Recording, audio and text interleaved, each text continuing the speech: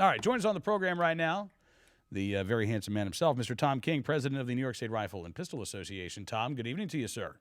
Good evening, Cam. How are you? I'm fantastic. Thanks for coming on the program. Hey, anytime, you know that. Well, listen, we've got some. This is strange to me. What's going on in New York here? Governor Cuomo, who's, I think it's fair to say, no friend to gun owners, right? Yeah, that's, based on past history, you'd have to say that. But he's come out and he said it's time for the COBIS system to go. The basically, what is this? The bullet casing system. Yeah, the ballistic imaging system for shell casings. This is something that the New York State Rifle and Pistol Association has been calling on for years now. Oh, yeah, at least 5 or 6 years. I mean, it's been a $40 million waste of money. And every time you guys say, hey, the system needs to go, what do the gun control advocates in New York State say? Oh, no, it just hasn't been working long enough. We haven't got a big enough, base of shells, Right. Yeah. So, and actually, it was never even categorized, So what has been the reaction to Governor Cuomo now saying it's time for COBIS to go? Oh, there's been kind of an uproar, There's and the other side of this coin is that there's a lot of the anti-gun forces are saying, well, since COBIS is gone, we have to put microstamping in. So replace one bad product with another, basically. Yeah, absolutely. That's exactly what they're saying. I don't think that's going to happen. Governor Cuomo is leaning towards NIBIN, the ATF system, and that's not going to cost the state any money at all. And I think that's probably what they would go with. Okay. Now, in addition to, and by the way, do you think that COBIS is going to get scrapped this year? Yeah, I do. You do? Yes. Wow. All right. And again, that would mean anyway, if that happens, you expect that the gun control advocates would try to mount a successful effort to pass microstamping. They've done this in years past, but do you think they're going to try to pull out all the stops on this one? Yeah, they've already started. Actually, they've had a couple press conferences, and the usual stuff, telling the world how bad we are, and how they need this, but. I don't think there's as many people buying it anymore. I got to say, I think you're right. I mean, it's been fascinating to see the coverage in New York of Ryan Jerome and Meredith Graves, and you've had people like former Governor David Patterson, Peter Vallone. Again, neither of these guys are Second Amendment supporters, but they've both come out and they've said, you know what, these individuals who are right to carry holders from Indiana and Tennessee, respectively, they shouldn't be charged with illegal firearm possession. Those charges should be dismissed. Neither of these individuals deserve 3.5 years in prison. I mean, you basically have, Tom, you have gun control supporters who are arguing against one of the most recent gun control laws enacted by New York State. Oh, that's right. And Shelley Silver even came out and said the same thing. Now, they don't want to scrap the law entirely. They just want to nibble at the edges to make it a little bit more palatable, right? Yeah, that's what they want to do. And what I think they're trying to do, or what I think the plan is that they're worried about H.R. 822, and reciprocity coming in, and I think they're trying to do something a little, that will head it off somewhat, so that it's not as big a blow, or that they can say to the feds, no, we've got our own reciprocity law, we're not going to follow yours. Right. Like New York has always done that as far as the gun control laws have gone. Well, yeah, I think that I think you're right. I mean, you can you look back and see this going back decades. But I wonder, Tom. I thought Vallone said it. I think it was in the New York Daily News. Where he said, if Americans are looking at these two laws, if they're looking at H.R. 822, or if they're looking at New York City's and New York's illegal firearms possession law, they're going to side with H.R. 822. They're going to side with the law that means Ryan Jerome can go home, and he's not a criminal. Meredith Graves doesn't have to worry about 3.5 years behind bars. She can continue on with her career as a nurse.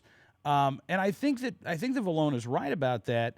I think intellectually, though, these gun control advocates, as you say, they're now arguing against things that they were arguing for just a few years ago, but they haven't quite accepted, and maybe they never will, the fact that they're wrong. They were wrong then, and they're wrong now when they're arguing for things like micro stamping and again, tweaking this 3.5 years behind bars. They're just wrong on this issue. They're out of Oh, touch with what Americans think. they are. They're out of touch with the entire rest of the country. And and I think people are, there are some people who are starting to get that, okay? And I think that's what's leading towards a little bit of the change that we're seeing right now. But we've got a long ways to go because the liberal progressives in New York City are just they're just dyed-in-the-wool anti-gun, and there's nothing else you can say about it. Well, no, other than they're not going to change anytime soon. But let me ask you about this. With Governor Cuomo announcing he wants to see the end of COBAs, he's also calling for millions of dollars in a quote comprehensive initiative to reduce gun violence. Have you had a chance to look at what he's proposing, Tom?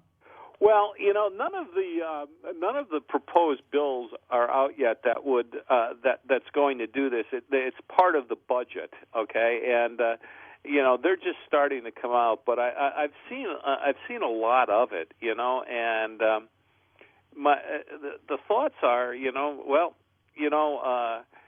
if the governor wants to do this and he's looking at a method of ending gun violence in the cities, and as long as it doesn't impact the legal and lawful gun owner, God bless him, let him try it.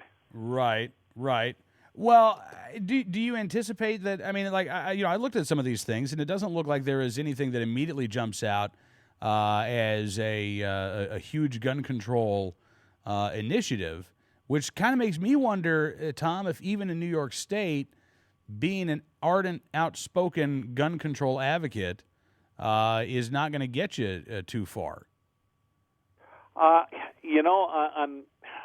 I've been thinking the same thing, Cam, and I think that you're right.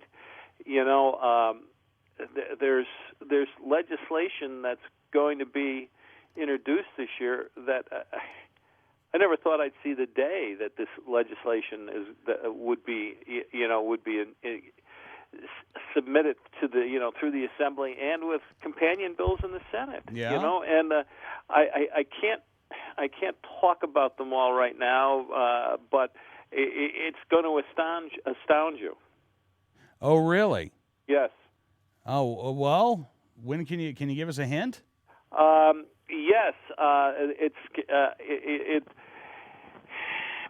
There will be some issues that are brought forward that every handgun owner in New York State has been looking for years, and it will be. I can tell you on March 20th we're having our sportsman outreach day as we usually do.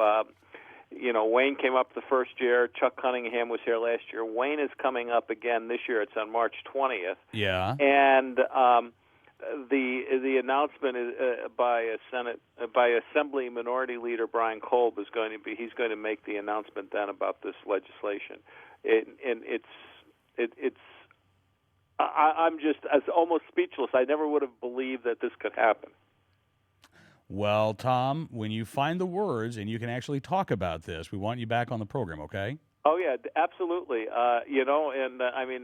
Probably we could talk about it the night before. All right. Well, listen, just as soon as you can spill the beans, we expect them to be spilled here on NRA News. You've got it. All right. In the meantime, Mr. King, thank you again for joining us on the program tonight. Always a pleasure talking to you. Always a pleasure talking to you as well. All right. Tom King, head of the New York State Rifle and Pistol Association, with us here on Cam and Company.